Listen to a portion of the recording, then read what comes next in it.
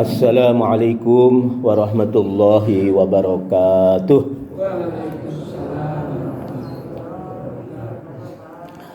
Alhamdulillahilladzi hadana lihadza wa ma kunna linahtadiya laula an hadanallah. Asyhadu an la ilaha illallah wahdahu la syarikalah wa asyhadu anna Muhammadan abduhu wa rasuluhu la nabiyya ba'dah. Allahumma sholli wa sallim wa barik ala nabiyyina Muhammadin wa ala alihi wa sahbihi ajma'in. Jamaah salat subuh, para sepuh, para binispuh yang kami hormati, para jamaah yang insyaallah dimuliakan Allah. Bagaimana kabarnya pagi ini? Sehat nggih Bapak Ibu? Alhamdulillahirabbil alamin. Dalam kehidupan seseorang, apalagi kita sebagai seorang muslim, tentu kehidupan kita ingin dicintai oleh Allah. Jangan sampai kehidupan kita di dunia ini, apalagi dunia ini kan milik Allah, kok kita dibenci. Kita dibenci oleh tetangga kita, oleh masyarakat sekitar kita saja sudah bingung. Kadang ketika kita mungkin ada sesuatu yang tidak pas, tidak enak dengan orang lain, kita kemudian berjalan menjauh.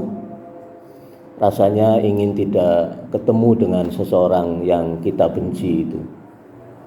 Mau ke masjid saja harus melipir-melipir supaya tidak ketemu dengan orang yang dibenci. Nah, kalau seperti itu tentu kehidupan komunikasi itu tidak baik. Komunikasi sosial tidak enak, tidak ada elegan, tidak ada kemudian interaksi antara satu dengan lainnya. Itu antar sesama manusia. Rasanya kalau dibenci ini sehari saja rasanya sudah seperti lama sekali. Nah, apalagi kalau kita dibenci oleh Allah Subhanahu wa taala. Maka sebagai seorang muslim sudah sewajarnya kita ingin dicintai oleh Allah. Bagaimana agar kita dicintai oleh Allah Subhanahu wa taala?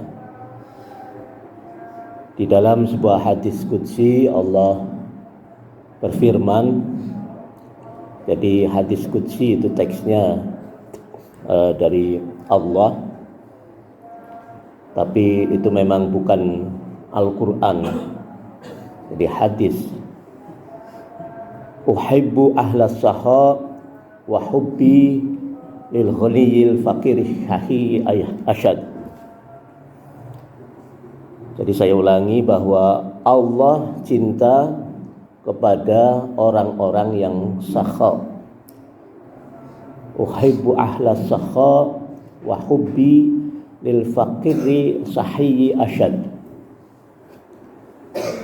Allah cinta kepada orang-orang yang pemurah, orang-orang yang suka memberi, orang-orang yang suka nyah-nyoh.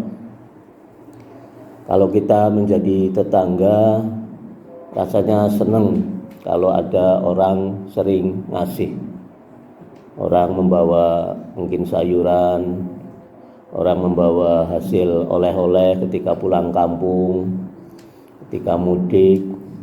Kita selaku tetangga ataupun kita sebagai seseorang yang senantiasa bertetangga kemudian memberikan sesuatu kepada orang lain, itu rasanya senang.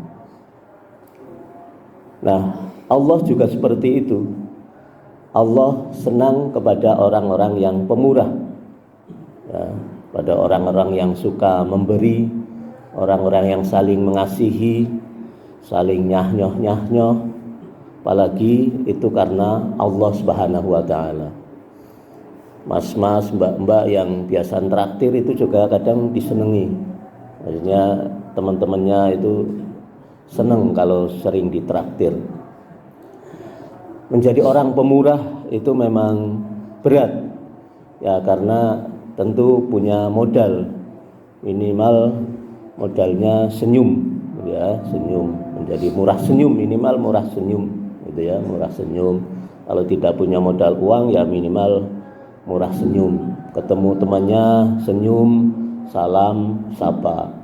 Jadi tidak ketemu temannya kemudian bersengut, gitu ya. Tapi ya jangan senyum-senyum sendiri. Kalau ketemu orang senyum, kemudian sapa, menyalami dan menyapa. Itu adalah bagian dari orang-orang yang pemurah. Baik itu murah melalui hartanya ataupun murah melalui sedekah senyumnya ataupun sedekah lainnya. Nah, jadi bisa berupa kemurahan itu bisa berupa harta. Bisa berupa non harta. Nah, maka ketika kita menjadi orang yang pemurah, itu akan dicintai oleh Allah Subhanahu wa taala. Orang kita baunya puasa itu sering ngisi takjil, itu orang akan senang. Ngisi takjil, ngisi infak, itu orang akan senang. Nah, tapi Allah itu lebih cinta wa hubbi lil faqiri syahiyyi asyad. Allah lebih cinta kepada orang-orang yang fakir, orang-orang yang tidak mampu, orang-orang yang tidak punya, yang pemurah. Jadi kalau ada orang kaya yang pemurah itu ya wajar. Ya jenenge wong sugih sering nyah-nyoh kan wajar. Tapi kalau sugih kok pelit ya tidak wajar gitu. Nah, ini kok ada orang yang fakir, orang yang tidak punya. Orang yang tidak punya kok pemurah. Itu luar biasa. Jadi malah menandingi orang yang kaya. Itu menjadi orang yang luar biasa. Karena dia orang yang tidak mampu tapi sering menjadi orang yang suka memberi. Maka itu lebih dicintai oleh Allah Subhanahu wa taala. Nah, kira-kira Bapak Ibu milih menjadi orang miskin yang pemurah atau orang kaya yang pelit? Pilih yang mana? Maunya orang kaya yang pemurah. Bukan orang miskin yang pelit. Padahal pilihannya menjadi orang miskin yang pemurah atau orang kaya yang pelit. Ya kalau seperti itu, kalau kok ada orang miskin yang pemurah, itu lebih dicintai oleh Allah Subhanahu wa taala. Ada orang yang kemampuannya pas-pasan kok sering berinfak, sering bersedekah, minimal sedekah non hartanya. Kalau ada kerja bakti ya sering kerja bakti begitu. Kalau orang kaya kan sibuk sehingga waktunya itu jarang bisa bergabung ke ronda saja, mungkin waktunya nggak sempat, mendingan kemudian bayar kas mungkin. Nah, ke masjid juga seperti itu, kadang nggak sempat ke masjid, terus aku tak ngisi takjil wae, aku tak ngisi nggo konsumsi wae. Kadang kan seperti itu, orang kaya nggak sempat untuk kemudian kerja bakti, gotong royong karena waktunya. Nah, kalau ada orang miskin kok kemudian orang mohon maaf tidak mampu, tapi dia bekerja, kerja bakti, gotong royong, kemudian kegiatan kemasyarakatan aktif, kegiatan masjid kok aktif, bahkan nyah-nyoh juga sering membantu walaupun sedikit demi sedikit gitu, itu lebih dicintai oleh Allah Subhanahu wa taala. Nah, kita ya sekemampuan kita. Kalau kita punya harta, kita nyah-nyohnya dengan harta.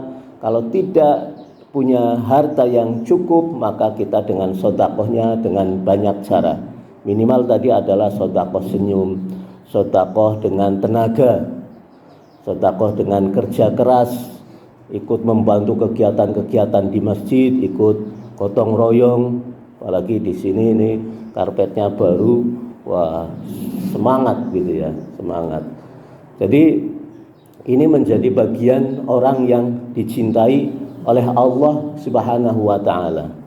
Maka status apapun, ya kalau kita mungkin Bapak Ibu dalam posisi yang kaya, posisi yang mempunyai harta, ya usahakan menjadi orang kaya yang pemurah. Orang kaya yang pemurah, orang kaya yang senang mengasihi, orang kaya yang juga senantiasa terlibat kerja bakti aktif, gotong royong aktif, kegiatan-kegiatan masyarakat juga aktif, itu lebih bagus. Lebih bagus. Nah, maka kalau kok kita tidak punya kemampuan seperti itu, maka kita harus berlebih, harus punya kelebihan di dalam non harta kita, agar kita insya Allah dicintai oleh Allah Subhanahu wa taala. Kadang orang sudah ngerasani, wah kayak orang sregep wah kita tidak mau melibatkannya begitu. Kadang seperti itu di kegiatan-kegiatan kemasyarakatan. Nah, Bapak Ibu yang kami hormati, marilah kita minimal yang pertama tadi adalah menjadi orang yang dicintai oleh Allah Subhanahu wa taala, menjadi orang-orang yang pemurah. Karena ini sebenarnya ada 3, ya nanti dalam kesempatan yang lain saja nanti.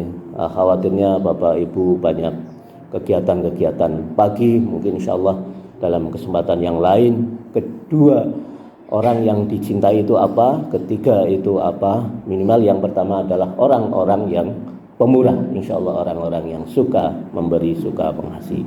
Billahi fi sabilil haq fastabiqul khairat. Wassalamualaikum warahmatullahi wabarakatuh.